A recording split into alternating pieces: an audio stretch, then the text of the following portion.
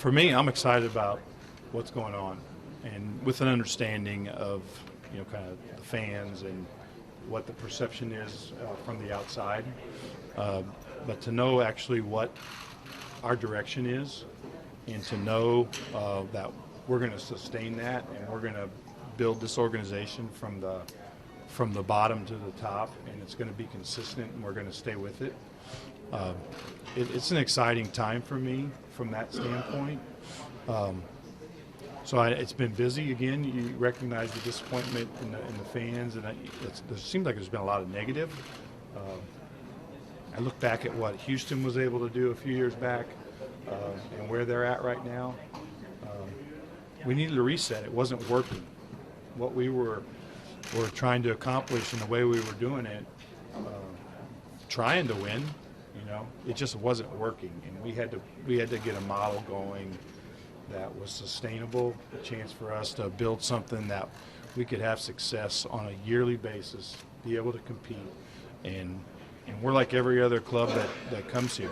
And you may look at some more seriously than others, but we're trying to build a team that has the opportunity to compete for a World Series on a yearly basis. Do you sense that more should be coming before you build it up, meaning core pieces? Or? I think that's the part of working with Michael, working with Derek. Again, you're going to make decisions. Some of the decisions we know that have been unpopular, but have really reset the organization from the standpoint from a financial standpoint. And I think now it's at a point where you're still moving in a direction and building something, but it's going to be more baseball decisions, where this is about building the best team that we can build.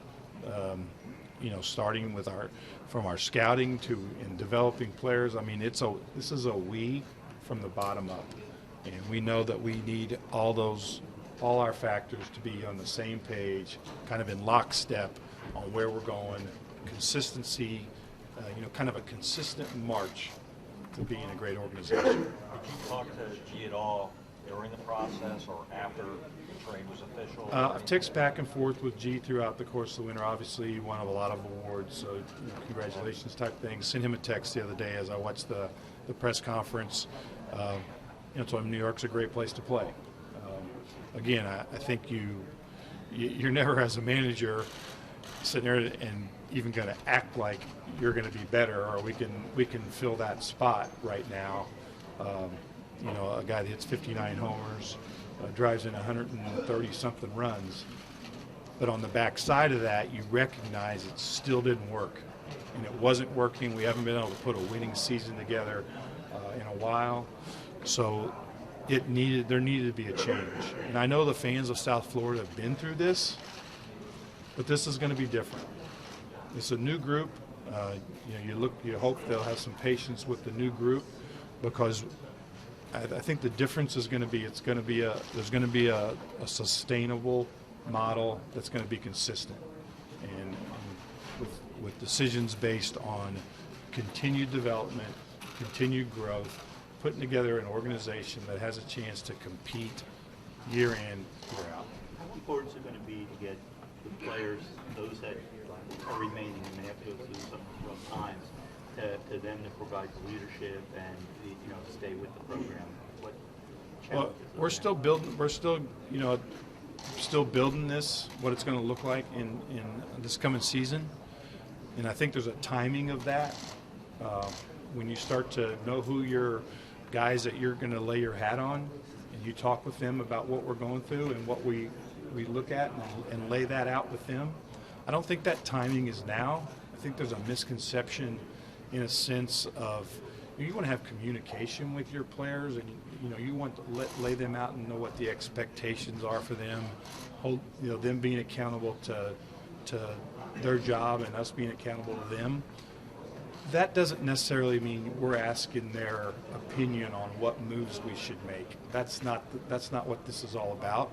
There will be a time with your core guys that you look to lay your hat on, that you're going to have some communication with and talk with, lay it out and explain what we're trying to do, and then at that point you're hopeful that they're going to be able to see that light And that's the way I look at it. There's a light at the end of the tunnel that we're going to go through some stuff, but I believe in what we're doing and where we're going to get to, and that's what they have to believe and they have to be on board with. You know, I want to put you on the spot because things could happen above you in this process, but JT Realmuto is a guy that kind of fits that mold. You mentioned him earlier. What do you see in him? I love JT. I honestly love a lot of our guys.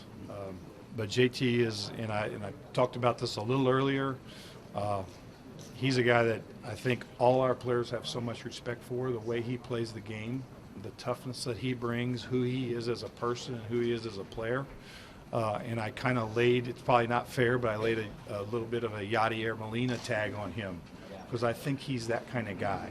When you're facing the Cardinals and Yadi Molina's behind the plate, you're not happy about it. You don't like it. You don't let you know that he's involved in that game, he's going to direct it.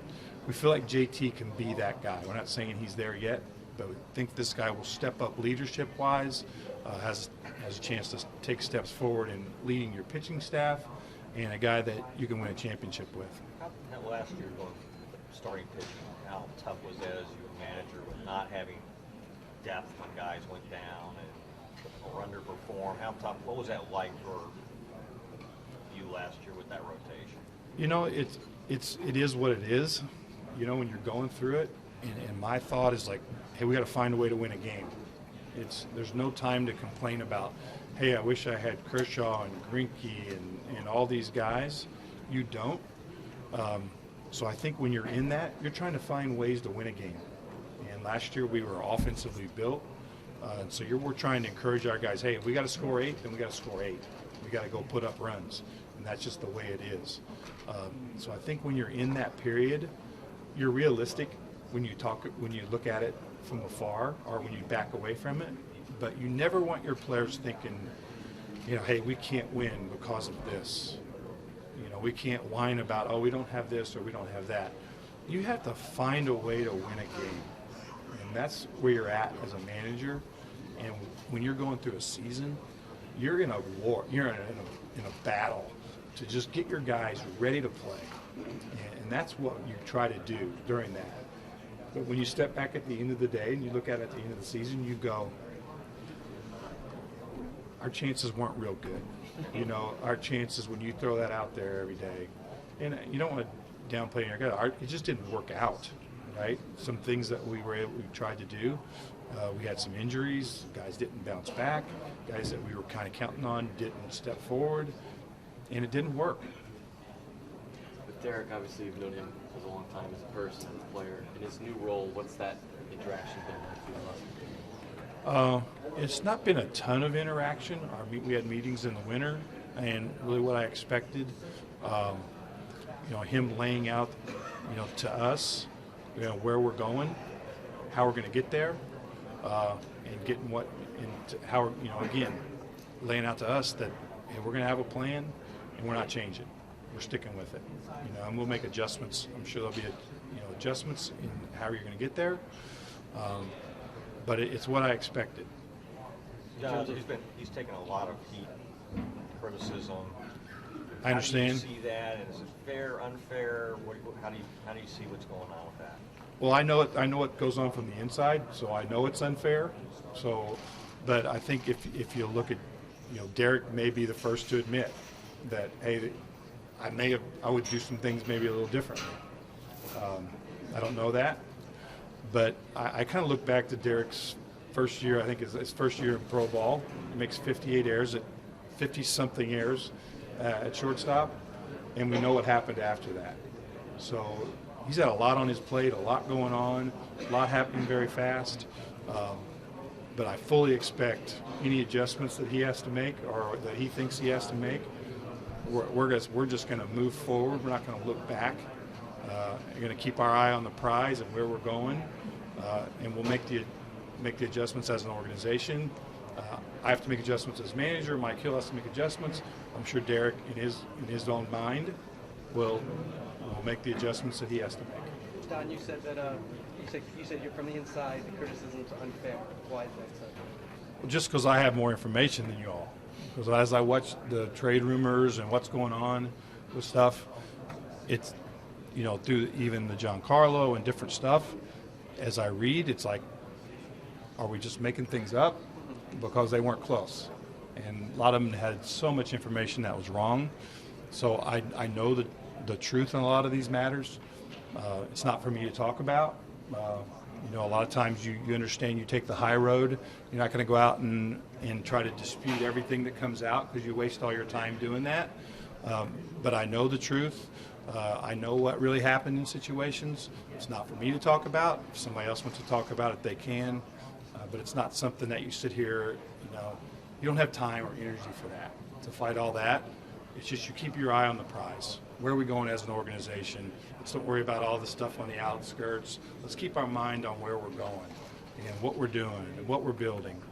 That's what we have to do. We've added 19 new players to this organization since the trade deadline last year. Nobody has once said about anything about that. But this build has started. It started before the new ownership even took place. We knew what was in front of us with the David Phelps trade, the A.J. Ramos trade, Echeverria trade. There's been a lot going on, and we've been steadily adding players to our system. And that's our belief. We have to be able to win and sustain through development, getting the best players into our system, develop them in a way that we feel like we're creating or help them to be championship caliber players. It's been going on, so we're just going to stick with it. This is talking challenges of keeping a player more. You play your career were in this organization. Derek was saying, Giancarlo to the Marlins, 8 years, and a Marlin. The challenges of keeping a superstar player in a market like Miami for a career. I think obviously there's challenges. Seeing Paul Molitor walk off this stage right before I came on. He's in Minnesota. They do the same things.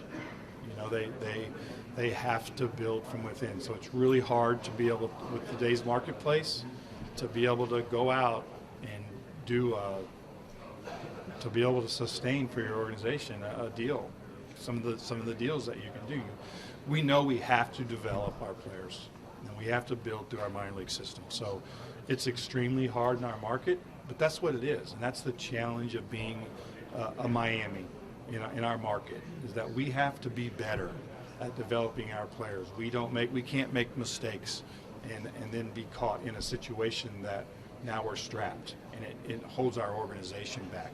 So we have to be good at developing and being able to take that young player from the Dominican or from wherever, from Cuba, get him into our system, help him be a major league player, help him be a championship player. That's the challenges of Miami. So it's really hard. It's a lot harder here than it would be in a New York or a LA or a Boston, because they have the resources to be able to absorb certain things. We don't have the resources to be able to absorb those things. Excuse me, forgive me if you asked it, but your unique position, because you know Stanton players so well, and you know what it means to be the star player for the Yankees. Does his personality match up to handling everything that's about to come to him in the problem? G handles himself great. G's a no-maintenance player for me as a manager. He basically, he's at the ballpark, he's ready to play. You don't have to worry about him being there. He's going to be in shape. He's going to be ready to go. The one thing you always say about New York is you can't be afraid of the field. You can't be afraid of the field. I think you take care of your business on the field, everything works out. And G can really play, obviously, and he's going to be fine. Now, Joe Madden talked about his time in Tampa, saying he sort of enjoyed the challenge of being in that division when everybody was spending money. And he thought there was this thing with players that you will fight for your earnings, you'll get your ABs when you earn them. Is there sort of that whole idea now with you that doors open, come get your innings pitched, come get your ABs, let's find out who wants to play the right way? I'm right there. And I'm so excited about what we're trying to do and being a part of helping a young player grow into a major league player, and you say it in a way that play the game the right way. It's about going about your business, how to help them prepare, how to help them go through the process of being a championship type player. And I'm excited about what we're embarking on. So again, I understand the disappointment of the fans in Miami, and I see the negativity that's been going on around this. That's a little, it's one of those things you look at and you don't quite understand, but maybe it's from what's happened in the past. And that's where you just encourage fans to know this is a different time, it's a different group, and give us a shot. Don, in the near term, how do you think you'll be evaluated as a manager from the front office? I don't know, and I don't worry about things like that. You go out and doing my job the best way I can. I love where I'm at. I love what I'm doing. And it's for somebody else to judge what they think. If you're the right guy for that. Again, I love what I'm doing. I love this game. I just keep moving forward. Never look back. In that sense. So we'll see. If they don't like the job that I do, then they'll get another guy. I mean, generally it's wins and losses, but obviously you guys are kind of doing something different here. So. Well, again, this is, we don't plan on losing. Plan on winning.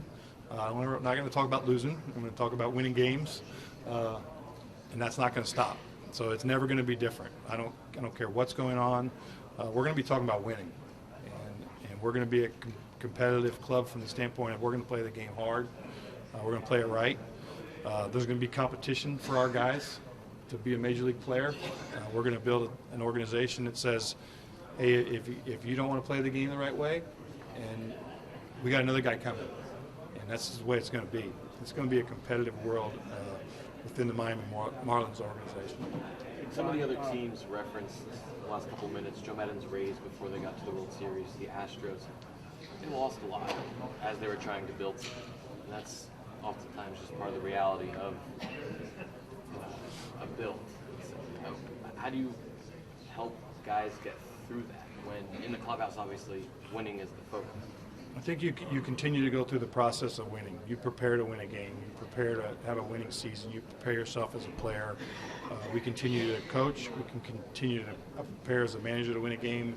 We're going to empower our coaches to continue to teach, develop, prepare to win games.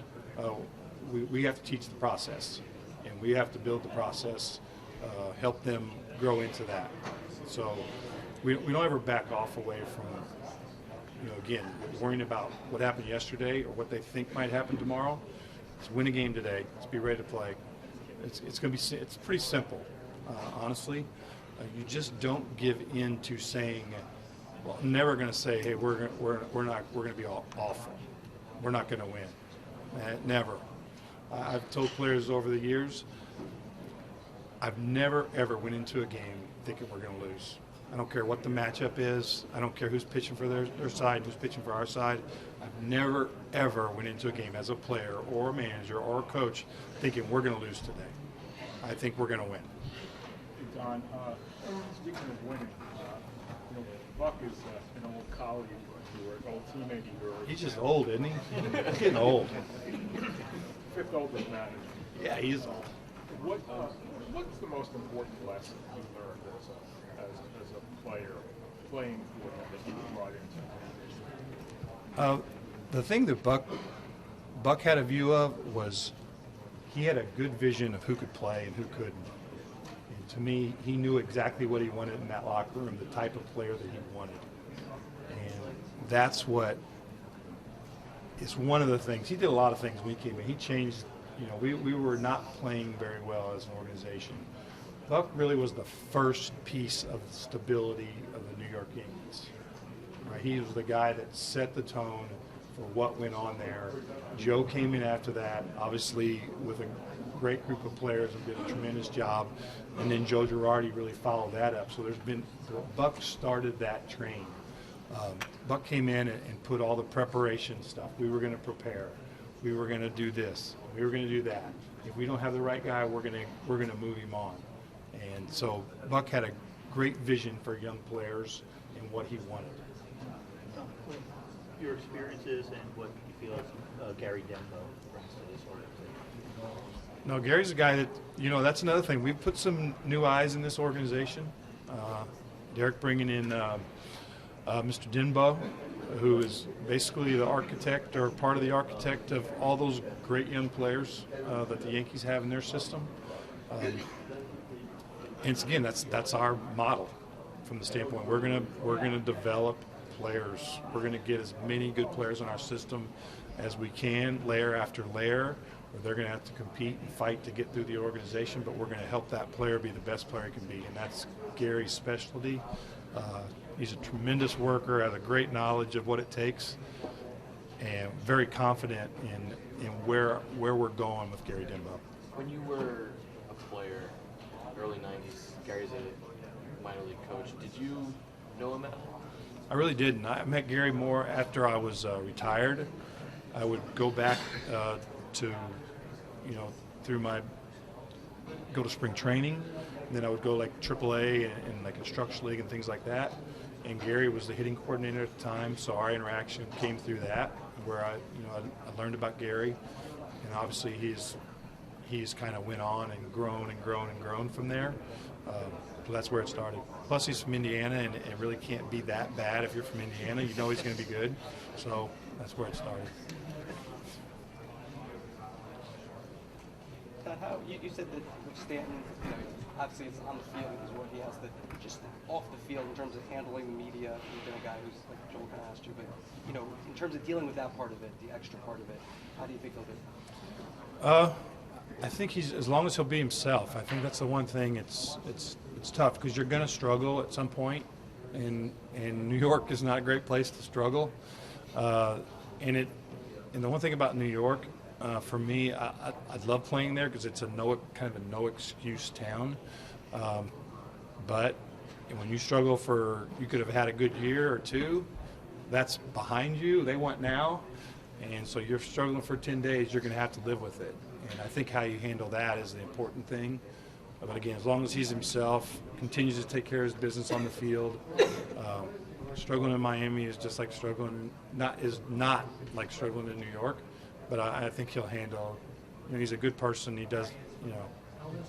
He handles himself fine, so he'll be fine. To go back to JT real quick, to have a catcher with that well-rounded of a skill set, why is that so valuable and so hard to find? I think he's a leader. I think we look at you look at a lot of the managers out there, a ton of catchers. The game runs through that guy. He sees the game from right here, and everything's happening right in front of him. He knows that pitcher. He knows who's coming up, who we're going to pitch around a little bit. We're not going to let this guy beat us. And he has to be that guy that takes charge and runs that. There's times he needs to walk out to that mound and make sure this guy's he sees something in that guy's face or his eyes. He has to be the guy that takes charge of that and knows what's going on.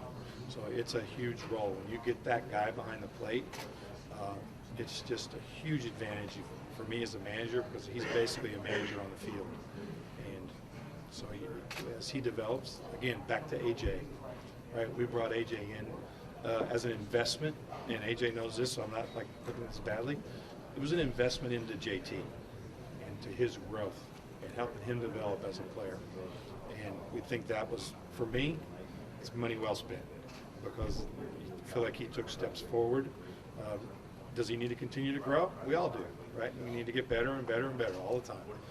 But we feel like that's there with JT.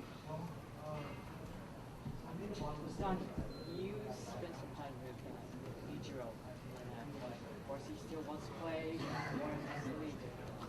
How with you? He was great. I mean, he's one of my favorites of all time. I mean, he's sneaky funny, but I mean, he's just such a professional. And I got to watch him as doing the hitting in New York, and watch him as a younger player in Seattle, and just tremendous, just so much fun to watch. The artistry and just who he is. I can't tell you how much respect I have for this guy. The way he prepared, the way he gets ready.